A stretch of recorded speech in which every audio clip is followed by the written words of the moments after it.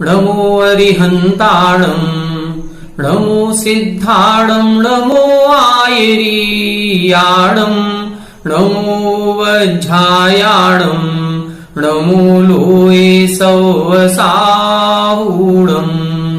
मोक्षमार्गस्य नेतारम् भेत्तारम् कर्मभूभृताम् ज्ञातारम् विश्वतत्त्वानाम् वंदे तत्गुणलब्धये। 1008 श्री मूलनायक आदिनाथ भगवान की जय। द्वासांग जिनवाणी माता की जय। आचार्य श्रेष्ठ आचार्य गुरुवर श्री 108 पूज्यपाद स्वामी महाराज की जय। आचार्य श्रेष्ठ आचार्य गुरुवर श्री 108 विद्यासागर जी महाराज की जय। जगत पूज्य निर्यापक श्रमण मुनि पुंगव श्री 108 सुधा सागर जी महाराज की जय। समस्त मुनि संघ की जय। आलोक मोदी स्वाध्याय सुधा यूट्यूब चैनल पर आप सभी दर्शकों का एक बार पुनः हार्दिक स्वागत, हार्दिक अभिनंदन।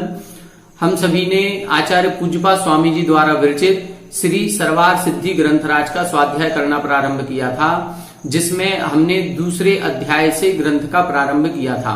दूसरे अध्याय के अंतर्गत जीव के 5 भावों का वर्णन किया जा रहा है और उन 5 भावों में से औपसमिक भाव, छायक भाव और छायोपसमिक भाव, इन 3 भावों को हमने बहुत अच्छी तरह से समझ लिया है। औपसमिक भाव के 2 भेद, छायक भाव के 9 भेद और छायोपसमिक भाव के 18 भेद होते हैं। ये कौन कौन से होते हैं, इनका स्वरूप क्या होता है, इसको हम विस्तार से पिछली कक्षाओं में समझ चुके हैं।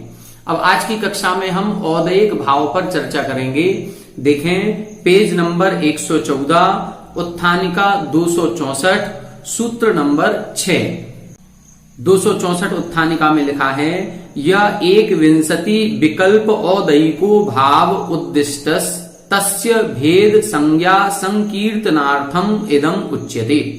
यहां लिख रहे हैं, या 21 विकल्प औदयिको भाव उद्दिष्टः, जो औदयिक भाव के 21 भेद उद्दिष्ट यानी कहे गए थे, तस्य भेद संज्ञा संकीर्तनार्थम, उस औदयिक भाव के भेद अर्थात वो 21 भेद कौन कौन से हैं, संज्ञा उनके नाम कौन कौन से हैं, संकीर्तनार्थम उनका कथन करने के लिए इदम उच्यते। अब अगला सूत्र कहते हैं, सूत्र का उच्चारण करेंगे, गति कषाय लिंग, गति कषाय लिंग मिथ्या दर्शनाज्ञाना, मिथ्या दर्शनाज्ञाना संयता सिद्धलेस्यास चतुश्चतुस् त्रयी कई कई कैक षड्भेदाः। गति कषाय लिंग मिथ्या दर्शनाज्ञाना संयता सिद्धलेस्यास चतुश्चतुस् त्रयी कई कई कैक षड्भेदाः। यहां पर देखें, यहां पहले कुछ शब्द दिए हैं, बाद में कुछ संख्याएं दी हैं। जैसे पहले शब्द दिए हैं गति, फिर कषाय, फिर लिंग, फिर मिथ्या दर्शन। फिर मिथ्या दर्शन में ना बड़ा लिखा है, उसमें बड़ा आ की मात्रा है, तो वहां से अज्ञान निकलेगा। फिर अज्ञान का ना भी बड़ा है तो वहां से असंयत निकलेगा। फिर असंयत का ता बड़ा है तो वहां से असिद्ध निकलेगा। तो क्या हो जाएंगे, गति, कषाय, लिंग, मिथ्या दर्शन, अज्ञान, असंयत, असिद्ध और लेश्या। ऐसे ये औदयिक भाव के 8 भेद यहां बता दिए। अब इनकी संख्याएं बता रहे हैं, चतुः यानी 4, फिर चतुः यानी 4, फिर त्रि यानी 3, फिर 1 1 1 1, 4 बार निकलेगा 1 1 1 1, और फिर लिखा षड यानी 6। तो संख्याएं कितनी हो गई, चतुः चतुः त्रि 1 1 1 1 और 6, तो 8 संख्या शब्द हो गए और 8 ही शब्द दिए हुए थे, गति, कषाय, लिंग, मिथ्या दर्शन, अज्ञान, असंयत, असिद्ध और लेस्या। अब इनको अपन को क्रम से लगाना है।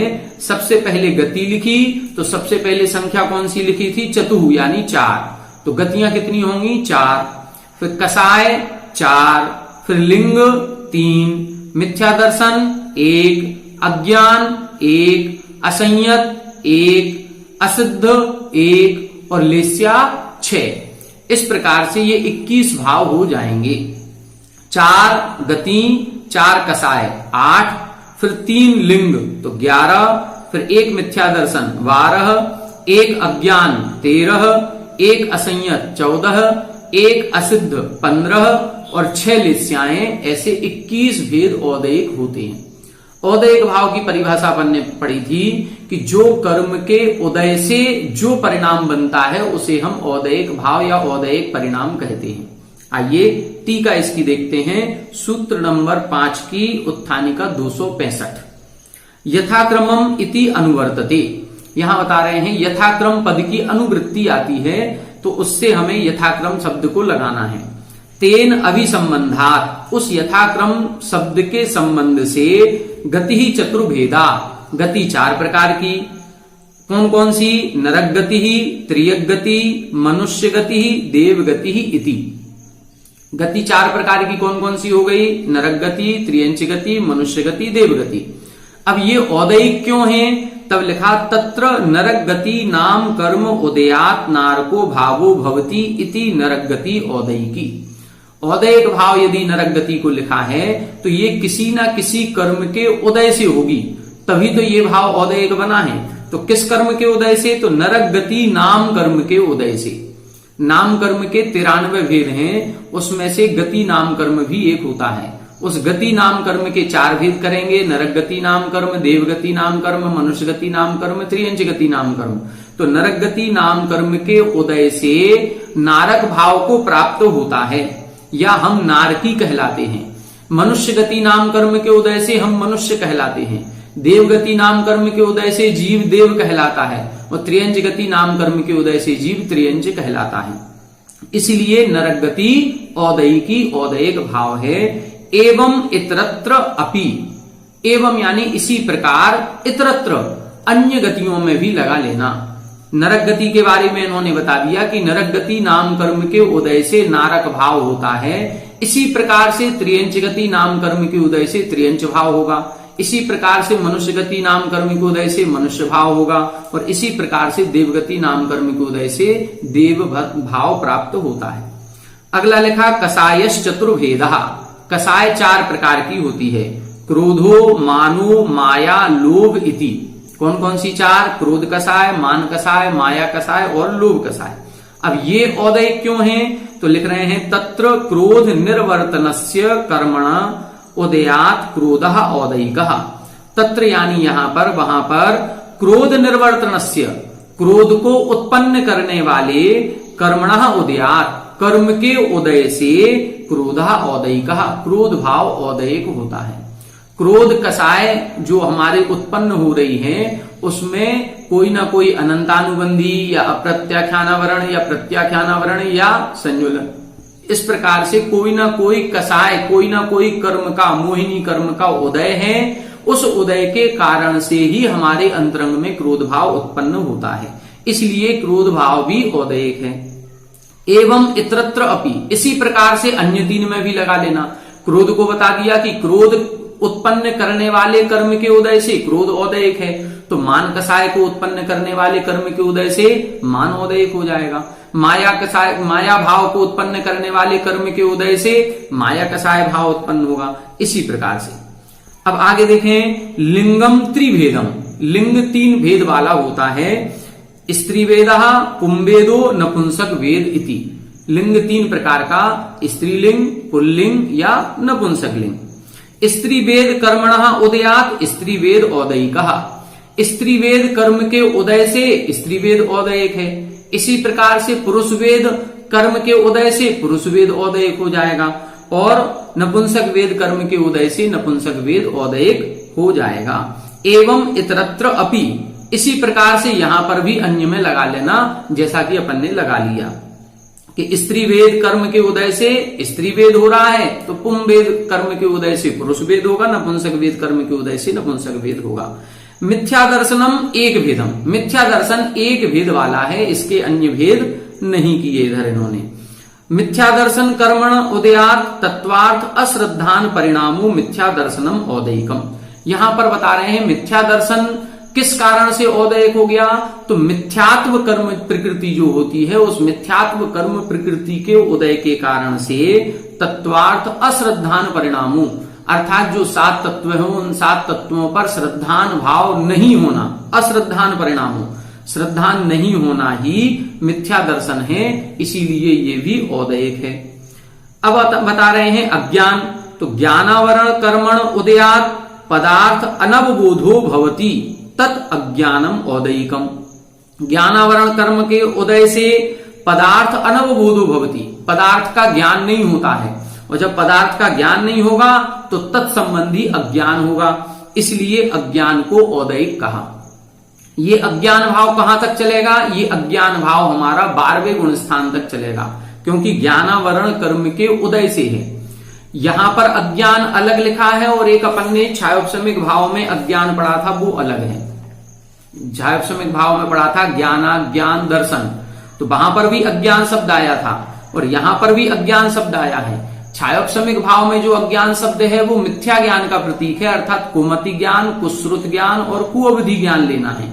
ये कुमति, कुश्रुत और कुअवधि ज्ञान ये दूसरे गुण स्थान तक होंगे, लेकिन यहां ये जो औदयिक भाव में अज्ञान शब्द आया है ये ज्ञानावरण कर्म के उदय के कारण से है। और ज्ञानावरण कर्म का उदय कब तक होगा? 12वें गुण स्थान के अंतिम समय तक। जब तक ज्ञानावरण कर्म को हम नष्ट नहीं करेंगे, जब तक केवल अज्ञान प्रकट नहीं होगा, तब तक ज्ञानावरण कर्म का उदय है और तब तक अज्ञान भाव भी रहता है। इसलिए दोनों छायोपशमिक अज्ञान में और औदयिक अज्ञान में अंतर है। वो छायोपशमिक है, वो सर्वघाती प्रकृतियों के अनुदय में और देशघाती प्रकृतियों के उदय में होगा, और ये सामान्य से ज्ञानावरण कर्म के उदय में हो रहा है। आगे देखें, चारित्र मोहस्य सर्वघाती स्पर्धकस्य उदयात असंयत औदयिकः।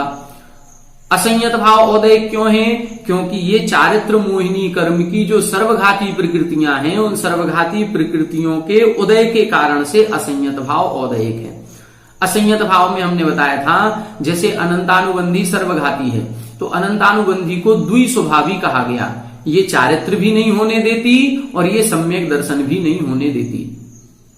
अप्रत्याख्यानावरण कसाय जो है ये एक देश चारित्र का घात करती है, प्रत्याख्यानावरण कसाय सकल चारित्र का घात करती है, और संजुलन कसाय यथाख्यात चारित्र का घात करती है।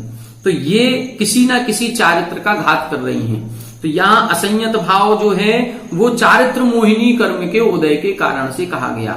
मतलब संपूर्ण चारित्र मोहिनी कर्म का जब तक उदय है तो चौथे गुण स्थान तक असंयत भाव रहता है, पंचम गुण स्थान में संयता संयत हो जाती है, तो असंयत भाव वहां पर फिर नहीं रहता, इसलिए यहाँ चौथे गुण स्थान तक असंयत भाव कहा गया। फिर लिखा कर्मोदय सामान्य अपेक्षो असिद्ध औदयिकः। असिद्ध भाव किसे कहेंगे? जब तक सिद्धत्व की प्राप्ति नहीं हुई, जब तक मोक्ष नहीं हुआ तब तक असिद्ध है, और मोक्ष कब तक नहीं होगा? जब तक कर्मों का उदय चलता रहेगा।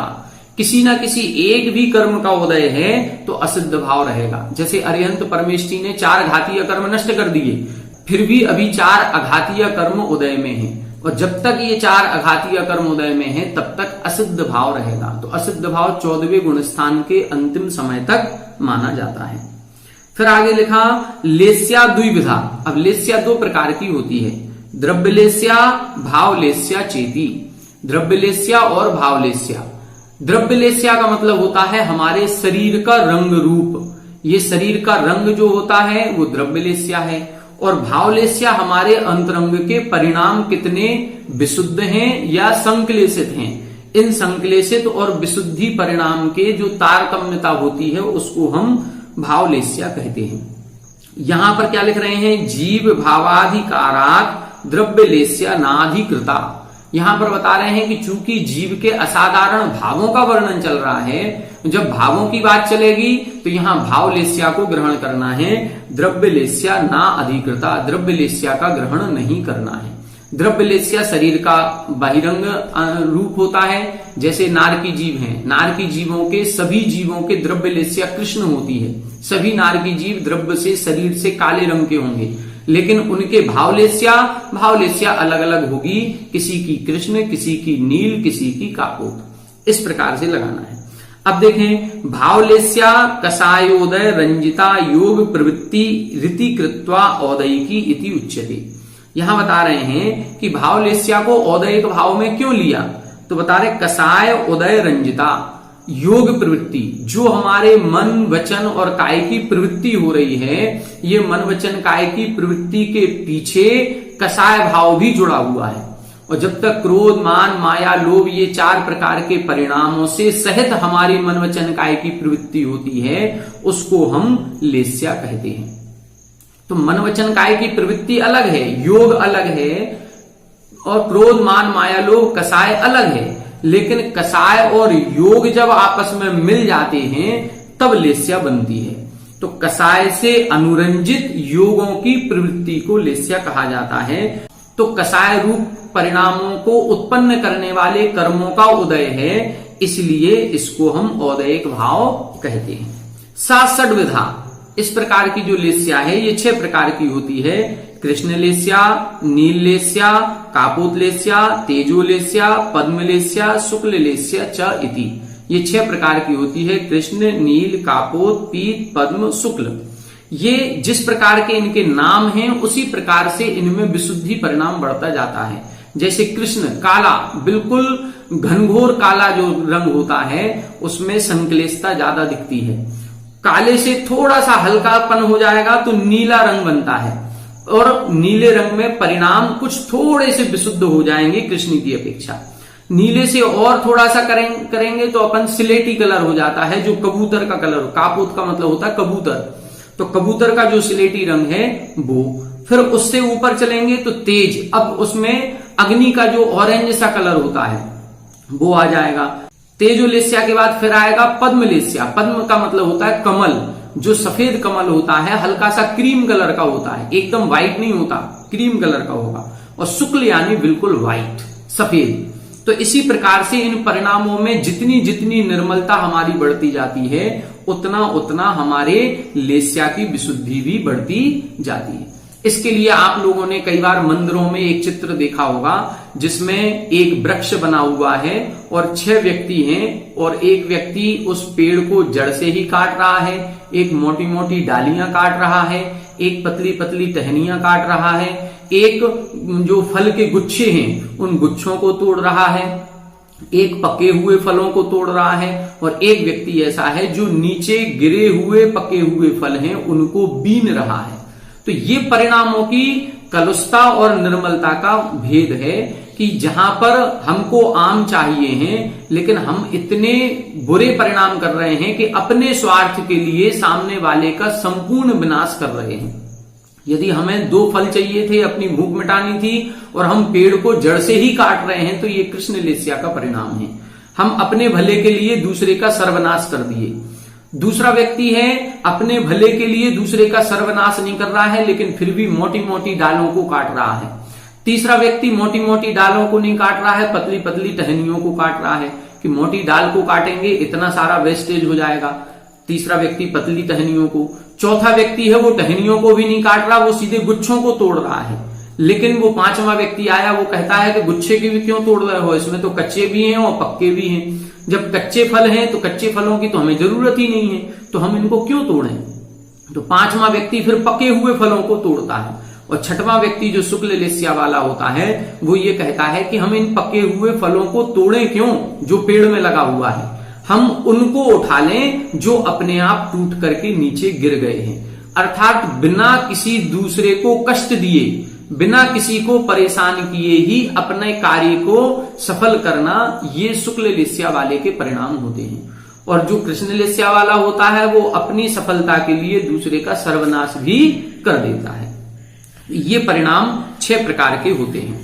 अब इन 6 प्रकार के जो परिणाम होते हैं इनके गुण स्थान अपन समझ लें, क्योंकि अगली आने वाली जिज्ञासा उसी गुण स्थान से संबंधित है। कसाय से अनुरंजित योगों की प्रवृत्ति को लेस्या कहा। अब कसाय का जो उदय होता है ये 10वें गुण स्थान तक होता है। जैसे अनंतानुबंधी कसाय दूसरे गुण स्थान तक ही उदय में रहती है, इसके ऊपर नहीं रहती। अप्रत्याख्यानावरण कसाय 4थे गुण स्थान तक रहती है, इसके ऊपर उदय में नहीं है। प्रत्याख्यानावरण कसाय का उदय 5वें गुण स्थान तक होता है। अब संजुलन कसाय जो है तो क्रोध मान माया इन 3 कसायों का उदय 9वें गुण स्थान तक है, और संजुलन लोभ का उदय 10वें गुण स्थान तक है। 10वें गुण स्थान के ऊपर कसाय नहीं होती। और जो योग है मन वचन काय की प्रवृत्ति, ये मन वचन काय की प्रवृत्ति तो 13वें गुण स्थान तक होती है। जो संयोग केवली हम कहते हैं, अरिहंत परमेष्ठी होने के बाद भी योग प्रवृत्ति होती रहती है। तो कसाय तो है 10वें गुण स्थान तक और योग प्रवृत्ति हो रही है 13वें गुण स्थान तक, और कसाय और योग दोनों को जब मिलाते हैं तब लेस्या बनती है। तो लेस्या फिर कहां तक मानी जाए? लेस्या को 10वें गुण स्थान तक माने या 13वें गुण स्थान तक माने? जब हम आगम में देखेंगे तो 6 प्रकार की लेस्या में जो 3 प्रकार की अशुभ लेस्याएं हैं, कृष्ण, नील, कापोत, ये पहले गुण स्थान से लेके 4थे गुण स्थान तक होती है। मतलब सम्यक दृष्टि जीव के भी कृष्ण, नील, कापोत लेस्या हो सकती है। पीत और पद्म लेस्या ये 7म गुण स्थान तक होती है। मतलब मुनिराजों के पीत पद्म लेस्या तक हो सकती है, पहले से लेकर के 7वें तक। और 7वें गुण स्थान के ऊपर यदि कोई जीव है तो उसके नियम से शुक्ल लेस्या ही होती है, और ये शुक्ल लेस्या कहां तक होती है? 13वें गुण स्थान तक। तो लेस्या को कहां तक माना गया? 13वें गुण स्थान तक। अब प्रश्न मन में आएगा कि जब कसाय से अनुरंजित योगों की प्रवृत्ति लेस्या है और कसाय हमारी मात्र 10वें गुण स्थान तक है और योग 13वें गुण स्थान तक है, तो जो 11वें, 12वें, 13वें गुण स्थान में योग है वो कसाय से सहित नहीं है। और जब योग कसाय से सहित नहीं है तो फिर शुक्ल लेस्या को 13वें गुण स्थान तक क्यों कहा? शुक्ल लेस्या भी 10वें गुण स्थान तक होनी चाहिए जहां तक कसाय है। तो 11वें, 12वें, 13वें गुण स्थान में कसाय के अभाव में मात्र योग प्रवृत्ति है, और उस योग प्रवृत्ति में लेस्या क्यों मानी गई? प्रश्न आपके समझ में आ गया होगा कि शुक्ल लेस्या के गुण स्थान 1 से 13 लिखे गए और कसाय 1 से 10 तक ही होती है। तो जब कसाय से अनुरंजित योग प्रवृत्ति लेस्या है और कसाय 10वें तक है, तो फिर 11वें, 12वें, 13वें गुण स्थान में लेस्या कैसे बनेगी? देखें 266 नंबर जिज्ञासा। ननु च उपशांत कसाये क्षीण कसाये संयोग केवलिनी च शुक्ल लेस्या अस्ति इति आगमा। यहां बता रहे हैं, ननु शब्द जहां पर भी आ जाए समझ लो यहां जिज्ञासा कर रहे हैं। तो यहां जिज्ञासा कर रहे हैं कि उपशांत कसाय, उपशांत कसाय मतलब 11वें गुण स्थान में, क्षीण कसाय मतलब 12वें गुण स्थान में, और संयोग केवलिनी अर्थात 13वें गुण स्थान में शुक्ल लेस्या अस्ति, शुक्ल लेस्या होती है, इति आगमा ऐसा आगम कहता है। शुक्ल लेस्या के गुण स्थान 13वें तक, तो 13वें गुण स्थान तक शुक्ल लेस्या है ऐसा आगम में कथन है। तो प्रश्न उठ रहा है, तत्र कसाय अनुरंजन अभावात औदयिकत्वम न उपपद्यते। अभी तक हम लेस्या को औदयिक इसलिए कह रहे थे क्योंकि कसाय के उदय में हो रही है, और जब कसाय का उदय ही नहीं है तो लेस्या को फिर औदयिक भाव में क्यों रखा? तो तत्र कसाय अनुरंजन अभावात, कसाय के अनुरंजन के अभाव होने से औदयिकत्वम न उपपद्यते, फिर तो लेस्या में औदयिक पना उत्पन्न ही नहीं होगा। तब इसका समाधान दे रहे हैं, नई से दोषः, ऐसा कोई दोष नहीं है। पूर्व भाव प्रज्ञापन नयापेक्षया या असौ योग प्रवृत्ति ही कसाय अनुरंजिता सैव इति उपचारात औदयिकी इति उच्यते। यहां बता रहे हैं एक नय की अपेक्षा यहां लगाएंगे, कथन करने की शैली को नय कहते हैं। किस अपेक्षा से हम कथन कर रहे हैं? तो पूर्व भाव प्रज्ञापन नय की अपेक्षा से जब हम देखेंगे तो या असौ योग प्रवृत्ति कसाय अनुरंजिता, जो योग प्रवृत्ति पूर्व में 10वें गुण स्थान तक कसाय सहित थी, स एव इति उपचारात, वही योग प्रवृत्ति यहां पर है। जो मन वचन काय पूर्व में हमारा कसाय सहित हो रहा था वही मन वचन काय यहां पर है, इसलिए उपचारात, उपचार से औदयिकी इति उच्यते। वास्तविकता में तो लेस्या वहां पर औदयिकी नहीं है, लेकिन उपचार से यहां पर औदयिकी कहा जा रहा है। किस नय की अपेक्षा से? पूर्व भाव प्रज्ञापन नय की अपेक्षा से। पूर्व भाव प्रज्ञापन नय में क्या करेंगे कि चूंकि हमारी योग प्रवृत्ति वही है जो कसाय से अनुरंजित हो रही थी, तो कसाय से अनुरंजित होने के कारण से इसको हम उपचार से, अभी कसाय से अनुरंजित नहीं है लेकिन उसी कसाय से अनुरंजित थी, इस अपेक्षा से यहां पर इस लेस्या को औदयिकी कहा गया। जैसे कई बार आपने देखा होगा हम फैन चलाते हैं, अब फैन चल रहा है और हमने स्विच ऑफ कर दिया। फैन कैसे चल रहा था? फैन चल रहा था करंट से, और जैसे ही हमने स्विच ऑफ किया अब करंट जाना बंद हो गया। करंट जाना भले ही बंद हो गया लेकिन फैन तो अभी भी घूम रहा है। क्यों घूम रहा है? क्योंकि वो जो फैन की पाखुड़ी घूम रही हैं वो उस करंट के संस्कार से सहित हैं। जो करंट से संस्कारित वो पाखुड़ियां घूम रही थी, भले ही अब करंट नहीं पहुंच रहा है लेकिन फिर भी वो पाखुड़ियां तो अभी भी घूम ही रही हैं। उसी अपेक्षा से यहां पर अभी पूर्व भाव प्रज्ञापन नए की अपेक्षा से लगाया है। तत् अभावात अयोग केवली अलेस्य इति निश्चयते। तत् अभावात, और उस योग के अभाव में, अभी तो कसाय का अभाव मात्र हुआ था लेकिन जो योग प्रवृत्ति थी वो वही थी जो कसाय सहित वाली थी। लेकिन यहां बता रहे हैं तत् अभावात, उस योग के भी अभाव हो जाने पर, मतलब जब 14वें गुण स्थान में पहुंचेंगे अयोग केवली, अयोग केवली यानी 14वां गुण स्थान, तो अयोग केवली गुण स्थान जो है वो अलेस्य इति निश्चयते, उसमें लेस्या नहीं होती। लेस्या के गुण स्थान भी 13 और योग के गुण स्थान भी 1 से 13। तो जहां तक योग है वहां तक लेस्या है, जहां योग भी नहीं है वहां लेस्या भी नहीं है। इस प्रकार से यहां तक औदैहिक भावों का वर्णन अपना पूरा हो गया। औदैहिक भाव में अपन ने क्या पढ़ा? 21 भेद पढ़े, 4 गति, 4 कसाय, 3 लिंग, 1 मिथ्या दर्शन, 1 अज्ञान, 1 असंयत, 1 असिद्ध और 6 लेस्या। यहां पर सभी कर्मों का इन्होंने ग्रहण किया है। वैसे औदैहिक भाव 148 कर्म प्रकृतियां हैं, तो उन सभी 148 कर्म प्रकृतियों के उदय में 148 भाव बनेंगे। तो औदैहिक भाव के कितने भेद हो गए? 148 भेद। और यदि कर्म के असंख्यातों भेदों की अपेक्षा बात करेंगे तो औदैहिक भाव के कितने भेद बनेंगे? असंख्यातों भेद बनेंगे। फिर यहां 21 क्यों लिखे? यहां पर 21 मुख्यतया से लिख दिए। जैसे गति ले लिए तो गति कर्म बोलने से इधर इन्होंने अघातीय कर्मों का संपूर्ण का ग्रहण कर लिया। इसका जब अपन विशेषार्थ पढ़ेंगे तो विशेषार्थ में स्पष्ट लिखा कि गति नाम कर्म लेने से यहां पर जो पुद्गल विपाकी, जीव विपाकी आदि जो प्रकृतियां थी उन सबका ग्रहण यहां पर नाम कर्म का पूरा ग्रहण यहां हो गया। तो अघातीय कर्मों का ग्रहण इससे हो गया। घातीय कर्मों में भी जैसे मिथ्या दर्शन ले लिया तो मिथ्या दर्शन से पूरा मोहिनी कर्म का ग्रहण हो गया। चारित्र लेने से चारित्र मोहिनी का ग्रहण हो गया। अज्ञान लेने से ज्ञानावरण कर्म का ग्रहण हो गया। इस प्रकार से असिद्ध ले लिया तो असिद्ध में तो संपूर्ण ही कर्म का ग्रहण हो गया। तो इस प्रकार से इधर मुख्य दृष्टि से 21 भावों का इन्होंने वर्णन किया है। ये कर्म के उदय से होते हैं, इसलिए औदैहिक भाव कहलाते हैं। अब यहां तक अपने 4 भाव हो गए। आगे की कक्षा में अपन पारिणामिक भावों को समझेंगे। उत्थानी का 267, सूत्र नंबर 7, पेज नंबर 115। इसकी चर्चा अपन अगली कक्षा में करेंगे कि पारिणामिक भाव कितने होते हैं, अस्तित्व आदि जो पारिणामिक भाव हैं उनका ग्रहण कहां से करना है, कैसे करना है।